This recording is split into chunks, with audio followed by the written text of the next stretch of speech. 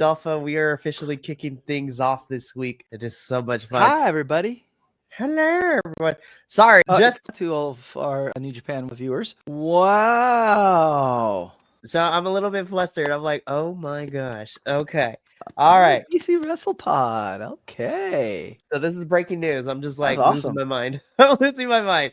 But okay, so let's get back into it because that's for another thing. But again, internationally related because tonight we are here to review New Japan's Windy City Riot, which took place Friday, April 11th in Chicago, Illinois, the wrestling city capital of the United States, world, whatever you want to call it.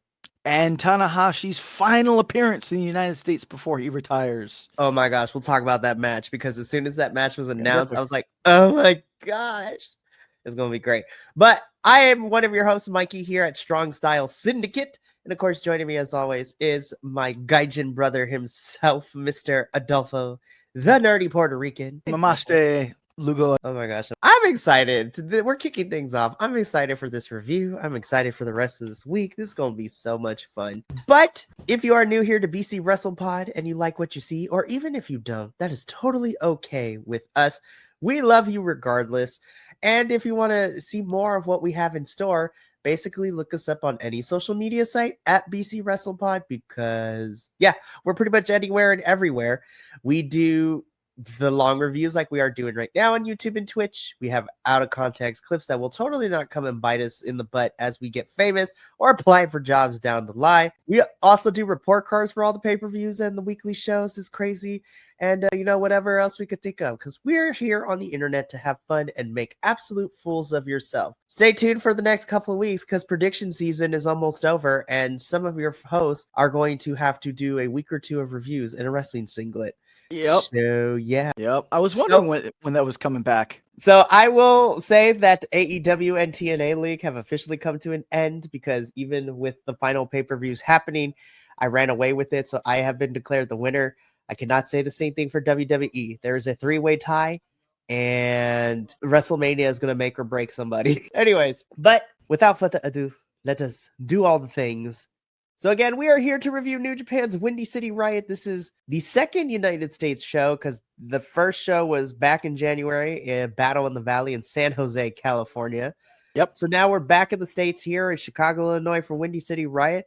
And then in a couple of weeks, they'll be in California for Resurgence, which we're going to talk about that because we got a couple of matches already made and some things teased, which is spicy. Yep. Really quick, do you want to talk about the NJPW related news that dropped, I think maybe this morning? Sure. So I got two pieces of news here, and they both have to do with the United Empire. Well, actually three, because I also found out some stuff too. Okay. So the biggest one is that Jeff Cobb has been requested his release from New Japan. Looks like the Fed has shown interest in Jeff Cobb, so kind of sad about that. Yeah. Happy, but sad. Well, let's go. So I'm happy because I know Jeff has been wanting to get to WWE, and honestly, we kind of also need another big Samoan outside of Roman Reigns and the whole bloodline. Jeff Cobb is like the adjacent cousin, like Samoa Joe. They are, and I'm excited to see him wreck house there.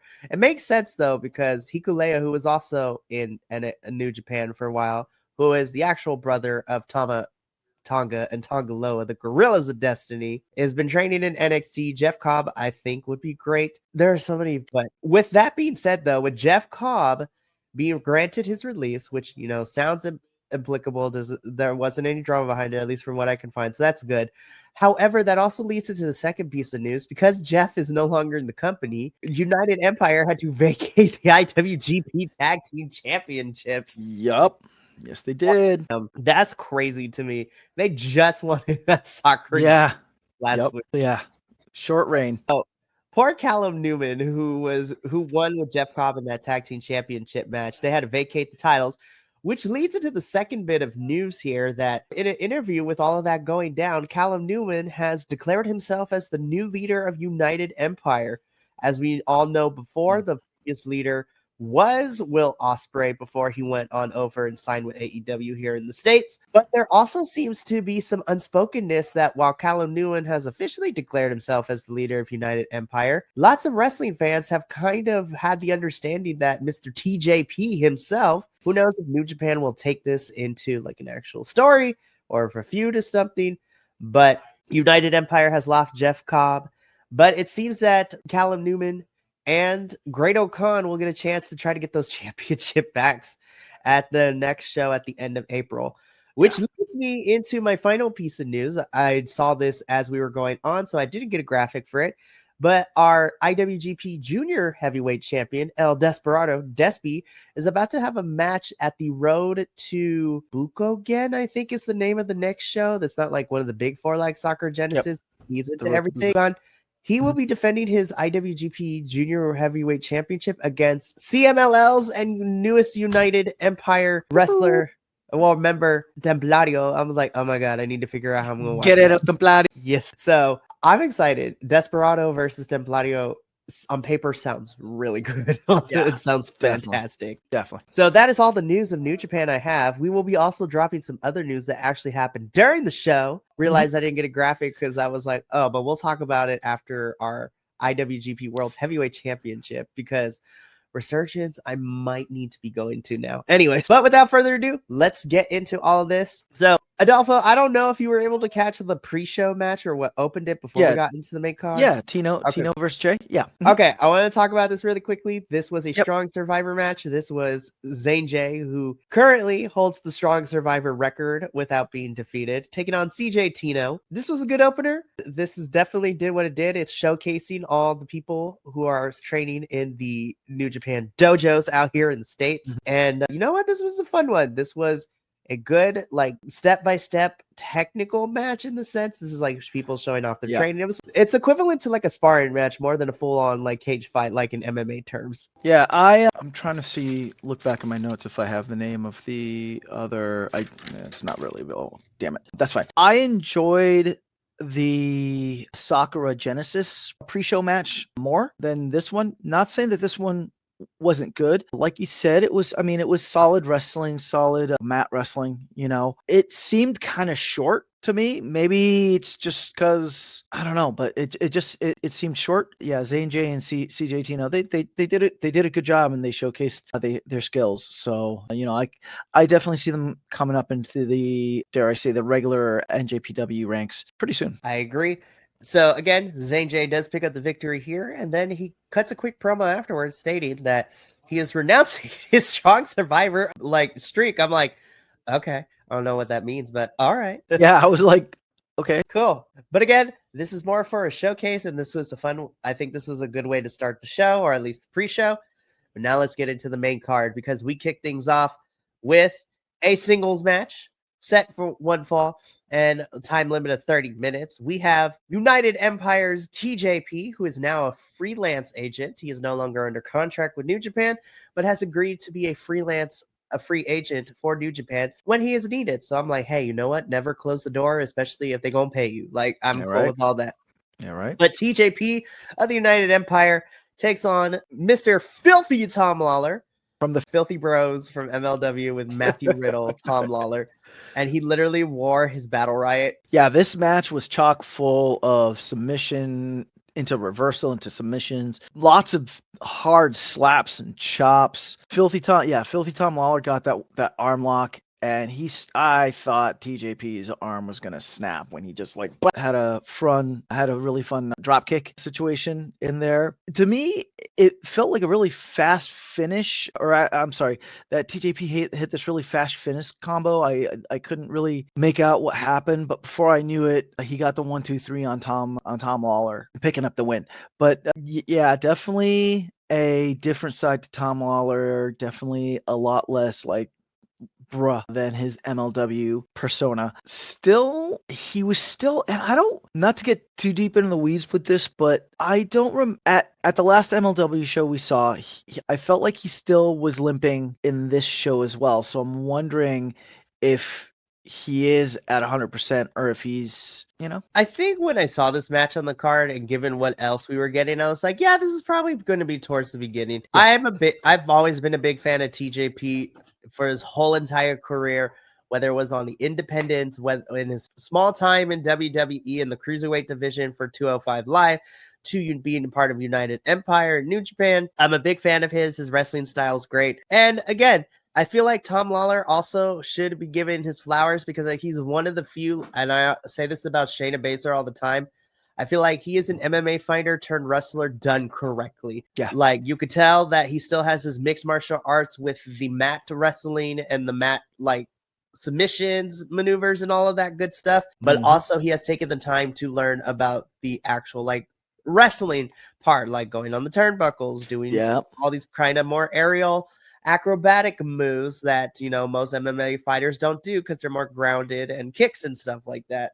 Yep. But TJP does pick up the victory here. TJ, this is not the last time we're going to see you because it seemed that you were doing some scouting during a certain tag team match.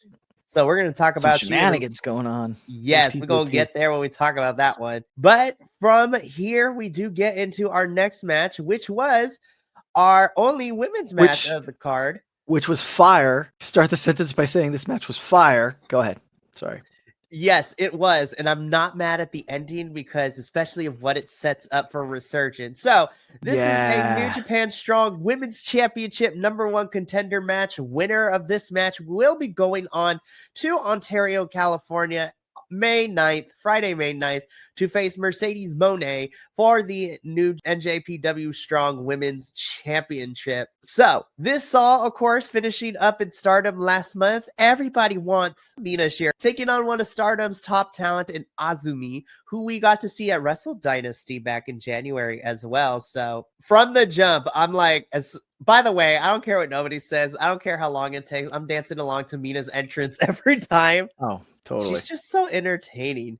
But then when the bell rang, it was like how this was a fight because someone's extensions got pulled out and were laying on the mat. That not was even halfway wild. through this match. I think it was Mina Shirakawa's, but it could have been Azumi's. I don't know. But like their hair dye was kind of similar. So, but yeah, if y'all get a chance, find this match on the YouTubes or somewhere. This was a good one. It was definitely a bit of a shock to the system for me, especially after the first match, because the first match was okay, but then this was just like this is the Stardom that I want to see. Yeah, this is, I guess, that if you've ever seen that show Hot Ones on YouTube, the jump from like the mild to the spicy, where most people start tapping out, this was spicy.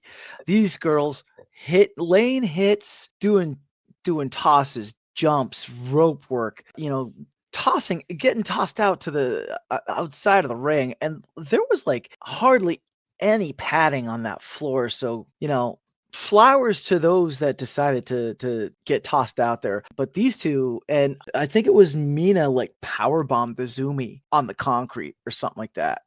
Or maybe I have it switched around. I don't know. But they kept scrapping when they were outside of the ring.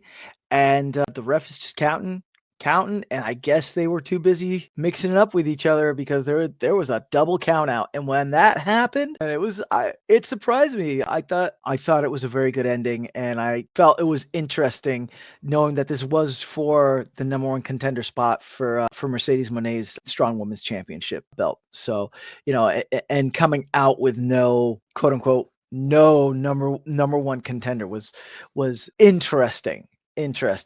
So I loved it. The big winner of this match was the stuffy of that little girl that Mina took and carried into the back into the back with her, because that was cute. A little girl sitting at the edge there, and she was putting her stuffy out, and like wrestlers were coming and like either fist bumping it or giving it kisses or whatnot. It was cute. It was really cute. TJP did. I was like, yep, I love it so much. Well, Teton did the thing. Talk about it. Go ahead. I'm sorry. That is so good. But the biggest thing to come out of this, so I agree with you. My thoughts on this match too. I love me some good Joshi style wrestling, and Azumi and Mina felt like they made this more personal than it was. They're like, everything just was hard hitting. They went hard in the paint, as the kids say. Yeah. This was great. And then the double count out, I'm like, I'm not mad at it because I was entertained and I was engaged the whole entire time. Right. But again, so it was such a good match. But then it also sets up for something really fun because later, again, New Japan does their press conference and the social media stuff afterwards, backstage, in front of like the backdrop for New Japan with all of their interviews and stuff like that. Mina and Azumi get into kind of a shoving match at first, and they start brawling, and then they need to be broken up by Mr. Rocky Azúcar Romero himself. and tells the ladies, like, look, this is not how this match was supposed to go, but it's a double count out, so we're going to make this work. Both of you have staked your claim to the championship and being number one contender. So at Resurgence, both of you will get a shot, and now it is a triple threat for Mercedes Monet's New Japan Strong title. So in Ontario, California, on Friday, May 9th, at the Toyota Arena, Mercedes Moné will be defending her New Japan Strong Women's Championship against both Mina Shirakawa and Azumi. I'm like, I win as a fan. I win. Yup. I think, is it that this is the second time Azumi finds herself in this situation? I believe so. No, because so maybe not for New Japan Strong this year, but she did fight for the IWGP Women's Championship back at Wrestle Kingdom. Okay. All right. Okay. Because who was it that Mercedes fought at Wrestle Dynasty for? So at Wrestle Dynasty back in January, it was a winner take all match between Mercedes and Mina. So Right. Mercedes had the New Japan Strong Women's Championship, That's but what it was. Mina put up her two championships, which I think was the Pacific Oceanic title and the Rev Pro UK title, because Mina was at that time back in January the Rev Pro Women's United Kingdom champion. So this would be great to see either Azumi or Mina get that New Japan Strong Women's Championship. But I would also like to see Azumi. Regardless, I win as a fan because those three are going to bring it. I cannot That's wait. going to be great. Yeah, that's going to be a great match. Great match. Seriously, it's going to be so good. But we go from this awesome match into our third match of the main card, which was also a fun one. This is for the Strong Openweight Tag Team Championships, where we have, the Jet Setters, Kevin Knight, and who just recently has been signed to AEW, teaming up with Kushida, the Time Splitter, to take on the West Coast Wrecking Crew, as I know them, of Jorel Nelson and Royce Isaacs, who we will be seeing at Bloodsport this Thursday. Also, man has got cake. Just saying. Anyways, they both they both do. They do. And in that ring gear they got, they both do. But that's besides the point. It's fantastic. Can I just say how refreshing they were showing it off? I was literally like, what? Sorry. Go ahead. Sorry. It's all good. So yes, now that we've talked about them cakes, I just want to say it's very refreshing to see a legit heel tag team that is like, oh, they're turds, but I kind of here for it.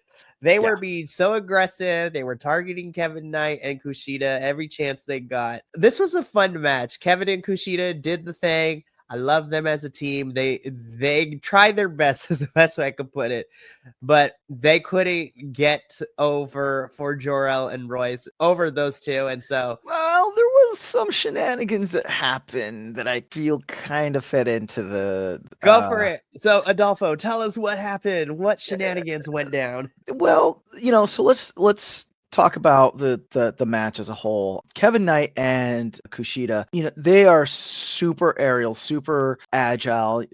Early on we had Kevin Knight hit this crazy Hurricane Rana while Isaacs was like holding on to Kushida type thing, and he jumped over Kushida and did the Hurricane Rana. It was crazy. And then we had, Jorel Nelson and Royce Isaacs. They are just power. It's that match of, super agility against power. And for a little bit there, Kevin Knight and Kushida kind of looked like they were going to pull it out. But a wild TJP was randomly sitting outside of the ring on a folding chair eating Dunkin' Donuts. I mean, donuts, I'm not even going to lie. Oh, okay. After your match, you need a snack, being a diabetic. I get it. I gotcha, But then, this situation happened where Kevin Knight was setting up for a finisher on, I think it was Isaacs, and TJP shoved the bag into Knight's face, casting distraction and allowing Nelson Isaacs to get the pins on Kevin Knight and Kushida. So we do. Your world-class wrecking crew does come out on top as the champs still. However, I feel there should be a little asterisk placed over this one. Thank you very much. Yeah. So I'm excited. I really hope they end up being at Resurgence, because selfishly, I want to see them because Ontario, California is literally in my backyard. It's like an hour and 5-minute drive from here, from where I live. So, but again, I thought this was a fun tag team match, and Yep. I've been really enjoying West Coast Wrecking Crew's reign as heel tag team champs in New Japan Strong. It's been a lot of fun. They're so good. I love it. Yeah. And But- then afterwards, TJP hung out and Scouting possibly. a little scouting, had a little interaction with the World Class Wrecking Crew as they were walking out. So Listen, if this means we get a Interesting. United Empire US branch, I'm here for it. right. It would be so good. But this was a fun tag team match, and I like both teams. Hopefully, we get to see more of them. My match of the night, don't care. Like Jesus, I mean, it's Christmas. Holy my gosh. Okay, so let's talk about this. So this, I want to keep it 100 really quick. So I was watching Windy City Riot last night, and I was like, I'm gonna watch this tonight so that I can compile my notes for the show tomorrow. I got to the end of this match. I was so emotionally spent. I was like, I'm gonna cram everything else tomorrow. But Yep.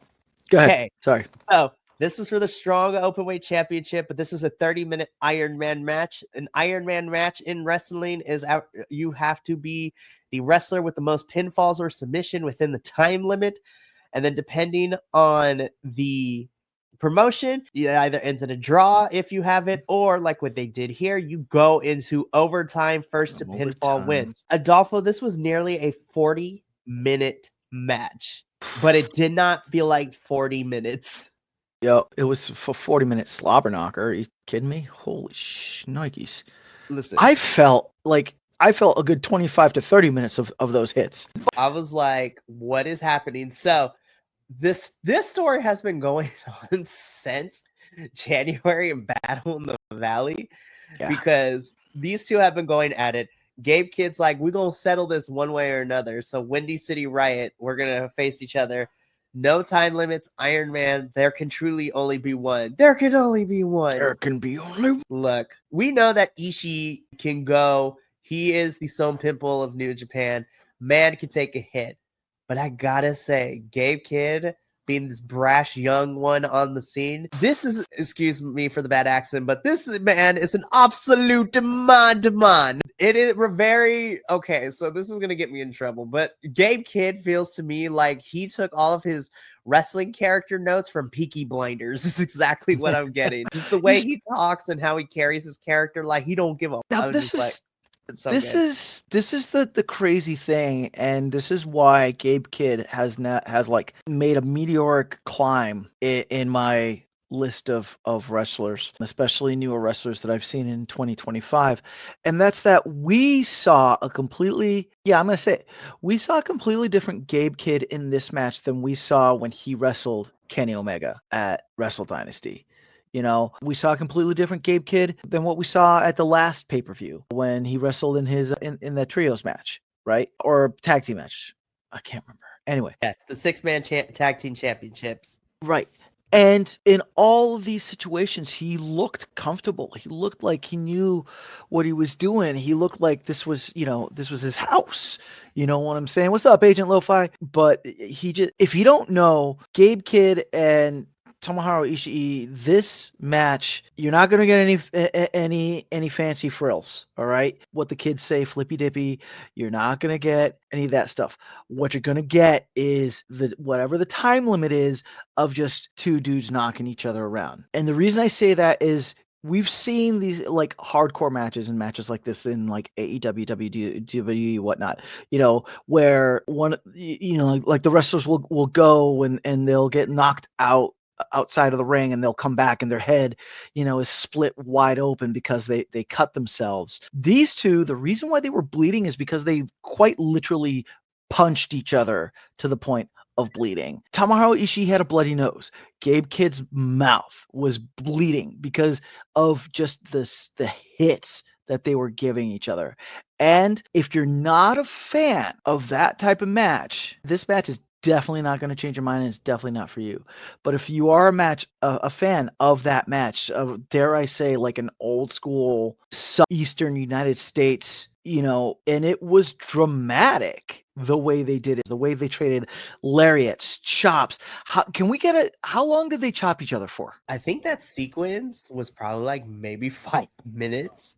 Yeah, of like Which is straight chopping so each good. other. It was crazy. And the other nice thing is that throughout the first 30 minutes of this match, you didn't get a lot of near falls. You got a lot of near falls in the sudden death, but in the first 30 minutes, you got maybe 2 or 3 near falls. Now, you did get, Gabe Kidd pinned Tomohiro Ishii first. He pinned him at I think where they had 7 minutes left or something like that. I was getting worried that Ishii was going to lose it, right? That's how good the drama was in this. And then Ishii ends up making Gabe Kidd submit with an armbar to get his win. So now it's tied up, and that literally happened in the last few seconds. So now we go into overtime. Overtime was just a flurry of whatever's left in the tank. We're leaving it all out there, which they did.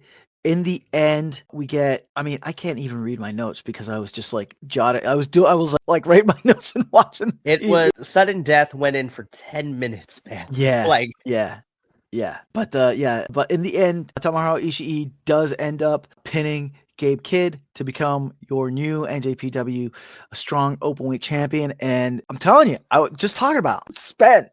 I have to revisit this, but I immediately put it into my reevaluate at the end of the year for potential match of the year candidates. Yep. This was fantastic. I love this so freaking much. Yeah. And I'm interested to see what happens with Gabe Kidd now to be quite honest, the only member of Bullet Club War Dogs who had a championship no longer having a championship. Yep. I guess that frees up Gabe for this House of Torture cage match that we are going to be getting at some point. But Gabe's going to have his work cut out for him. We're going to talk about how a certain tag team called his whole entire group out. Yeah, that was interesting. A match too. At Resurgence. So we're going to talk about that that announcement happened after our IWGP World Heavyweight Championship. So we're going to put a pin in that and we'll come back to it later. But again, I was like, what you mean we still got matches after this? What? How dare you, New Japan, just give me craziness. And thank the gods that the next match was ELP and Rocky Romero versus Tetsuya Naito and Titan. It was still fantastic. No, it was fantastic, but I felt it was very lighthearted, which is what you needed after that emotional thropping of watching Gabe Kidd and Tomohiro Ishii just beat the crap out of each other. This was a nice, okay, you just had the intensity, now let's just have some fun. Yeah. Shout out to Naito and Titan dancing in the crowd too. Yep. Interacting with the crowd. They look so much fun. Oh yeah. That one dude that was dressed like Jushin Thunder Liger. Jushin Thunder Liger, and they were they put the chair out and they're like, come on, and the dude came out and straight and was like, no. That was awesome. With security though, they were on it. Yeah. Especially during the last match, they're like, move out of your seats, people. Yep. So, the storyline for this match is that ELP and Rocky Romero were, I guess, brought together against their wills. And they did play with that further in the match, which I thought was fun. When they were announced and they came out, they were talking and trying to work things out, and handshaked and whatnot, or handshook and all that. And then you have Naito and Titan, who are both members of the Los On, coming out and, working like a team and using that fractured between ELP and Rocky Romero to get that win. But yeah, not to jump the shark on it, but your winners in this is Tetsuya Naito and Titan. I was very happy seeing Naito wrestling in this match, even more than I was in the last pay-per-view. Because as we had discussed previously, when we saw him, he seemed again, don't know if he was nursing an injury or came back faster than he should have, but he looked really good in this match. He hit the frog splashes from the top rope. He hit a few of the lifting rope kicks that you see in Lucha Libre. He actually looked very lucha to me in this match. I think it would be so much fun if if him and Titan came down to Arena Mexico on a Friday night to wrestle like Templario and someone else, because he looked, that's not, I'm not saying he was zipping around fast like Titan, but he definitely looked really mobile, definitely looked really, really strong. Again, shout out to the little Stuffy, that little girl Stuffy, who got Titan's thing. And Naito, when he was walking by, he like stopped and gave it the eye. It was so cool. But yeah, that's what I got. And I mean, you pretty much explained everything I was going to say too. This match was put after what we just saw with Ishii and Gabe Kidd, just to kind of be fun. And this was fun. And, I'm interested to see where ELP goes now that he is no longer the TV champion. But who knows? He might go after and get a rematch with Great O'Khan, because of the way that match ended at Sakura Genesis. Yeah, and totally. Not gonna lie, Rocky Romero, call me. I'm just kidding. No, it's fun watching him be like this really cool mediator for New Japan and CMLL in the States too, which is kind of fun to watch. Yeah. So shout out to Rocky Romero. We love you. Yeah. Yeah. And shout out to ELP and Rocky Romero making this match fun. Oh, absolutely. Because they did. Like, all the jabber that they were doing throughout the match, like, like, whoa, wait, okay, like talking to each other and all that. It made the match even more fun. And ELP, he's climbed up a few notches in my list. Not that means anything, but yeah, so he has come a long way from the titty twister. Right. But he would go to his opponents and do that. It's so much fun. I would not be surprised if these two end up in the tag team league later in the year. I love seeing tag teams. Yeah, it's so much fun. Yeah, definitely. That's definitely what this is, and it'd be great if they were in there. Absolutely. So from this match, we get into our next one. Greatest technical wrestler alive. I am dying on that hill. Also, don't know if he's an ally or part of the community, but Zack Sabre Jr., we love you so much. Anyways, so okay. Yes, sir. So this is, I think, where we're going to get in trouble. And I think, Adolfo, you might get mad at me for saying this. I really like this match. I think my only biggest critique, and it's not against Zach or David Finlay in this case, I feel that the ref was either holding back or was not on the same rhythm as these two, because it felt like towards the tail end, a couple of those counts were offbeat. Like we were missing some parts. Like he was either a tad bit early or a tad bit late. Oh. You can ask Alice. Ref counted 3. 1, 2, 3 very clearly, and then came up and goes, nope, that was 2. Even Zack Sabre looked at him and was like, what? The crowd was all like, what? And I yelled at the screen. Ask Alice about that, because she was sitting next to me and she was like, okay, so I'm glad I'm not the only one that noticed. I was just like, I don't know what, like, I thought maybe they were playing like the ref was being paid off by the Bullet Club War Dogs or something like that, but yeah, the ref seemed like he was just kind of all over the place, that and totally had that miscount, which frustrated me for this match, because David Finlay and Zack Sabre Jr. Zack Sabre Jr. putting on his technical showcase, but then being stopped by David Finlay, who has a little technicality to him, but is a brawler. Like, the dude is just scary, right? And so yeah, their match, their interactions were great. I was frustrated that the ref felt like he was, it was so bad. It felt like the ref kind of like pulled me out of it. That was my only gripe with this, but agreed with you, Adolfo, in the sense that I think Zach and David are very professional in what they do, and they were able to have a really great match. I thought the intensity was there. Yeah. I thought, again, David, I think now that he's kind of gotten over the hurdle of, wrestling has always been there, but the character work has always been hit or miss. Now that he's more comfortable in this role of being like a bad boy of New Japan, I think those doubts in his mind have kind of gone away, which now they don't come through as much in his wrestling, because I thought this was great. But yeah, the ref pulled me out towards the end. I'm like, damn, man. I was like, because I was really getting into the groove of this match. That match could have ended 5 minutes earlier, and we would have still had it the same from when he did that miscount, the alleged miscount, which frustrated me even more. Like, if the ref effed up that count right? And then Finlay pinned with Zack Sabre Jr. pinning David Finlay, and then literally 5 minutes later, Zack Sabre Jr. David Finlay. It's like, okay, Like, all right, we getting somewhere. yeah. I don't know. Maybe I'm just that fat bearded dude on the internet, but that was my only gripe about this match. It is okay, Adolfo. I love you, you fat bearded bastard. What? I cannot wait. Was about to say something, realize we're on air. Anyways, so, but again, outside of this gripe, the in-ring was fantastic. I'm just excited we get 3 straight days. Well, 2 straight days, Thursday and Friday, and then whenever we find time to do the Effie's Big Game Brunch watch along too. Well, Yep. at least to watch it for the Monday review, but Yep. we get to see later this week, which I'm excited about.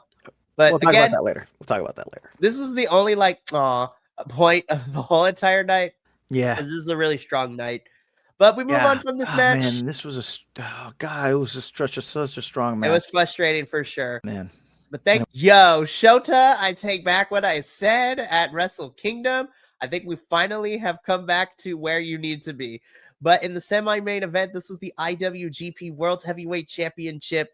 This was Shota taking on the champion at Hiroki Goto. Y'all, this match was fantastic. This is exactly what I wanted from 2 Japanese strong style wrestlers. Shota, the build up, it's the classic story where you have the old guard versus the new guard. It was beautiful. Go ahead, Mikey. Sorry, didn't mean to interrupt. So again, this was a match made last week at Sakura Genesis after Hiroki Goto defeated David Finlay, the winner of this year's New Japan Cup, which got him that championship match against Goto at Sakura Genesis. Shota's like, I want next. And Goto, again, being the old guard, Shota being the new guard.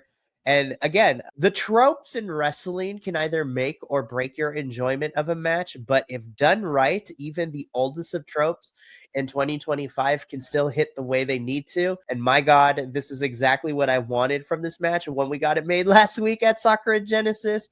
But Goto versus Shota is exactly what it is. Shota being the young, brash, newer guy for New Japan, and Goto literally being here for a good chunk of his wrestling career. And finally being able to be an IWGP World Heavyweight Champion, and making sure that... Don't forget, the G in IWGP stands for Goto. But this is exactly what I wanted from this match. Goto showing off his veteran, wiles, if you will, being more unorthodox when it comes to certain things.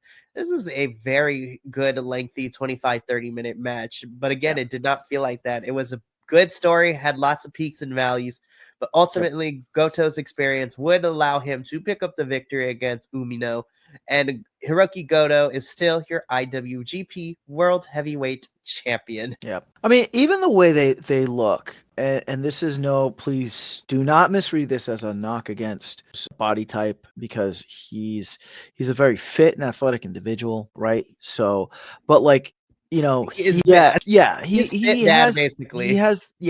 that dad bod old school wrestler look, whereas Shota Umino has that new school, especially with his bald head, right? And he's like all chiseled out. So it's like, man, it was such the textbook of that old school versus new school. I am very interesting to see what's next for Shota Umino. Last pay-per-view, he got the big win against Tanahashi. Big win against Tanahashi. He comes out, this one comes, that close to getting that IWGP.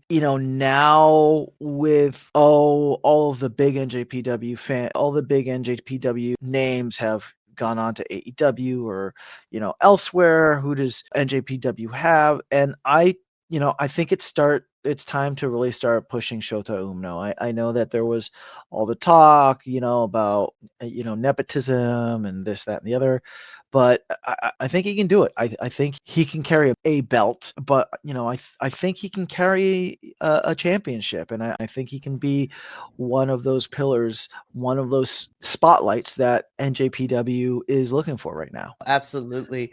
I mean, he's got the fucking look. I mean, I'm sorry. You want a beautiful human specimen, for a poster? Boom. Shota Umino. I love it so much. And we talked about it last week during, the Soccer Genesis review too. I would not be surprised if we saw Shota back at the Tokyo Dome come Wrestle Kingdom. Yeah, totally. 20. So his road Totally. is not over. And who knows when we get to the G1 climax, because winner gets to basically go for the championship at Wrestle Kingdom. That's how Zach got his, chance to win it. But this was a good match. Hiroki Goto gets on the mic, admits that he doesn't speak English very well, but thanks the fans before leaving. And so, I was like, okay, we only got one match left. So the Hiroshi Tanahashi is main eventing. Makes a lot of sense. This is his last show. Yep. Oh, but wait. But this is where the kind of crazy part comes. So, because the lights go out. Yes, lights go out. I'm like, what is happening? And then we hop on the Titantron. And who should be on this in a pre-vignette promo but AEW's The Young Bucks, Matthew and Nicholas Jackson. They're in their little private jet. And I was just like, okay. So they've had ties to New Japan, so I'm interested to see what happens. Yeah. In this pre-tape, we basically have them calling out the entirety of Bullet Club War Dogs. Entire clan of Bullet Club War Dogs. That's what, 6 people? Something like that. And so Nick and Matt are just like, hey, so we have some friends who want to come visit. Some old school friends that want to come and visit that are too sweet. And so they're going to have a match at Resurgence. And I'm like, okay, maybe I'm probably needing to go see what's this all about. Yeah. But it makes sense though, because the Inland Empire is the Young Bucks' hometown. Like Ontario, California is within their hometown. Yeah. Yeah. I'm kind of nervous on who the Young Bucks are calling up for this. The references they were making for the too sweet thing, that's old school like Wolfpack WCW stuff. So, I'm wondering if they're going to call up some dare I say old timers like Buff Bagwell and guys like that. It could be. We'll see, because there have been a lot of members who have come and gone from Bullet Club in the various iterations that we've had them. But I'm interested to see who the Bucks will bring. So this will be interesting for sure. But after that, let's talk about this Adolfo main event. This was a great event tonight. Oh, what made it even crazier too, and I didn't realize this until the start of the show. By the way, before we talk about this match, shout out to Stuart Walker and Veda Scott, our commentating team, the whole entire time. Oh yeah, yeah. Especially Veda. I love you, Veda. You are so good. Speedball Mike Bailey's, love her. Yeah. But in the main event of Windy City Riot, not only was this Hiroshi Tanahashi's last match in the United States, but this was also for the Never Openweight Championship, too. Takeshita put his championship on the line. Can I just say, I love the 5-minute pre-tape, recap of how much Takahashi have actually passed. Thank you for putting that together. And AEW, please take fucking note. I'm sorry if that knocks us out. But yeah, please take note, because that's the way that you cut a 5-minute informational promo that gets everyone up to speed. I didn't know that Takeshita and Tanahashi had such deep roots. Oh my gosh, watching 19-year-old Takeshita and young DDT with short hair, looking like he just graduated high school. Mikey, I had to rewind it, or I had to take it back 20 seconds and be like, that's Takeshita, and be like, oh my god, that is Takeshita. He was and the whole fact that Tanahashi told Takeshita and the DDT Wrestling that they're not in the same league as NJPW, and they shouldn't be in the same room with each other. Yo, this has been a years and years built for Takeshita. And the fact that Tanahashi has picked Takeshita as his final opponent in the US too. Yeah, in my notes I have this is anime level shit going on in this match. Real life anime, and I'm here, and I was here for it. And oh man, it was good. It was so good. This was just such a great match. Now I know that at least I have knocked Tanahashi in the past a little bit. He is getting older. He can't move as crazy as he can. Yes. This was not the case. No. His dance partner in Takeshita was fantastic, but my goodness, I Love this match. This was so dang good. Yeah. Tanahashi trading blows, but unfortunately, and causing lots of heartbreak across the world, the Ace Tanahashi could not get the job done, and Takeshita pins cleanly, I might add, Hiroshi Tanahashi to retain his never openweight championship. But my God, the sign of respect these two shared afterwards. I'm like, Takeshita is my favorite person on the planet. Defend this man at all costs. He started crying. It was so beautiful. I loved it. Crying. Yo, even after it was so good that they were able to, keep it real, with all their heat and all that. And then at the end, they were able to drop the kayfabe and, showed his emotions. He shook Tanahashi's hand. He was crying. And then he even bowed to Tanahashi as he got out. And then immediately left the ring so that Tanahashi could have his moment in the squared circle for the last time. In the US, yeah. Yeah, but this wasn't. This was after this anime-esque back and forth. This was literally the finals of the tournament arc. Yeah, finals of the tournament arc. Yeah, because you was hitting blue thunders and frog splashes, pinning Tanahashi for the 1-2, and then Tanahashi kicks out, right? And then all of a sudden, that's when you get Tanahashi doing the his Saiyan power up, right? And he starts hitting Takeshita with crossbodies and his own frog splashes, and attacking to his knee. Takeshita hit Tanahashi with 5 power drive knee strikes, and Tanahashi took it and still kicked out. But that was towards the end, and that kind of was the death knell, because after that, Takeshita hit this double knee strike into his blue thunder bomb. I forgot what it's called. It's not the blue thunder bomb. It's like the dragon fury or something like that. But into his blue thunder bomb, and Takeshita gets the hard earned 1-2-3 on Tanahashi. So flowers to Takeshita for being that downs partner, but also flowers to Tanahashi, who's willing to let the younger generation get over, because how many times have we seen older popular wrestlers doing their retirement tour thing, but insisting that they win all their matches, that they always look good. This is the second loss that Tanahashi's had, and I know that a lot of people want to see Tanahashi win, and it did break a lot of hearts, but I feel that this was the best ending to see him go out on. Absolutely. I think and Shota and some of these other guys that Tanahashi has faced so far are going to carry the Japanese wrestling legacy for the future. And I love that. I can't wait. So afterwards, Tanahashi gets on the mic. He thanks the fans. And then we end with him going into the crowd, taking pictures and all of that. And that is how we leave Windy City Riot. Yep. It was a fun show. Yeah, it was a fun show. I would say it's better. This is better than, I'd say, maybe half of the WWE and AEW pay-per-views from last year.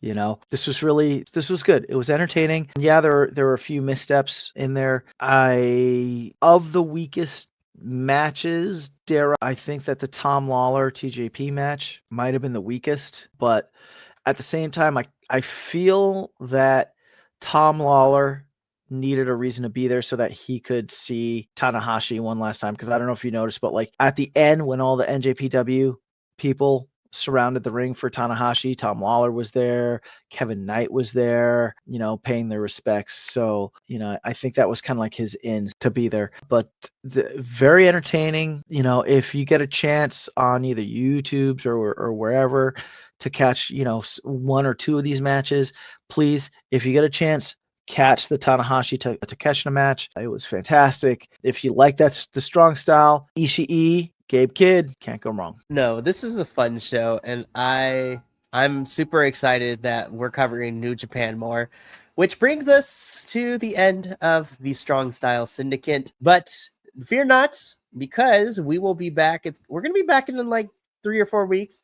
3 weeks, actually. But we will be back on Monday, May 12th, to be reviewing NJPW's Resurgence. As of right now, we have that triple threat for the New Japan Strong Women's Championship.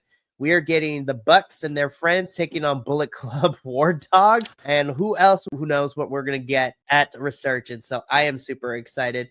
Adolfo, as always, thank you for joining me, being here, my friend. I'm glad that me and you are the New Japan team here at PC Wrestle Pod. Right? It's good. It's fun. I'm happy that I am able to watch and have started watching NJPW. It's been a lot of fun. I won't get too far into it, but it's been a lot of fun. It's been a lot of fun for sure. And of course, I'm just very happy that we get to add the international brands now this year onto BC Wrestle Pod. It's no longer just in the United States. We have, of course, CMLL in Mexico. We have New Japan. We are covering Progress. Yeah. And Andrew and I are working out some details, but we might be adding some French wrestling in the near future too. That's fantastic. Yeah, French, people, Scottish wrestling. There is more to life than WWE and AEW. Like, if you are one of those people that turn your nose up because these wrestling companies are quote unquote smaller wrestling companies, y'all got bricks in your head, because don't do yourself the disservice of shutting it out. No. Wrestling in 2025 is so much choice. Good. So much. Absolutely. But that is going to be it for us here at Strong Style Syndicate. And this is just day one of the madness that is the next 2 weeks. Yeah. Really, tomorrow night, the AEW crew will be here to review AEW at 5:30 p.m. Pacific. Wednesday is your double dose. Of course, we have CMLL at 8 p.m. Pacific. But before that, this is, whether it's just me or my NXT crew, we will be doing an NXT review, as it is the go-home show before Stand and Deliver. The pay-per-view is this Saturday, which is crazy to say. I'm so excited. This is going to be great. Then, go ahead. Finish the thing, and then I'm going to say my thing. Then everything kicks off. Thursday is the GCW Bloodsport 13 watch along. Friday is the Joey Janela Spring Break 9 watch along. Saturday is the NXT Stand and Deliver and night 1 of WrestleMania watch along. Sunday is night 2 watch alongs. The following Monday is review for NXT Stand and Deliver and GCW's Effie's Big Game Brunch 10, which myself, Adolfo, and Andrew will get to cover, which I'm excited because Adolfo and Andrew have yet to be on a review together. So that's going to be fun. And then Tuesday, night 1 of Mania review, night 2 of Mania on Wednesday. Thursday is going to CMLL maybe. Yeah, CMLL maybe. Thursday is a little bit of a break. And then Friday, the TNA crew will be here to review not only TNA Unbreakable, but also give our predictions for Rebellion, which is happening days later. And then it culminates on the 27th with myself going to Los Angeles for that TNA pay-per-view. So it's going to be crazy. I'm excited. Yep. But Adolfo, what did you have to say? Yeah, now mi gente, listen, all right? I'm doing the CMLL review 11 p.m. Eastern Standard Time. The next day, I am boarding a plane to go to California to go visit Mikey so that we can watch all this stuff on starting Thursday together. So I challenge you, actually, I ask and implore you, if you could, please watch one of these watch-alongs or reviews to check in on me to make sure that I'm still functioning, because it just hit me that I'm literally doing a review on 11 p.m. Eastern Standard Time, then hopping on a plane to go watch more wrestling the next day. I kind of feel like a professional journalistimo, if you will, but that's beside the point. But yes, I promise the internet and to Adolfo's significant other that I will take care of him. He will be fine. Maybe. Anyway, maybe. We'll see what happens. No, I'm excited. Mama Laguilla is also really excited to meet y'all too. Well, I mean, she's already met Evan, but she's really excited to meet you too. Yep. Oh my goodness. Well, that's going to be it for us here at Strong Style Syndicate for this week and next week's madness. But thank you to everybody that tuned in.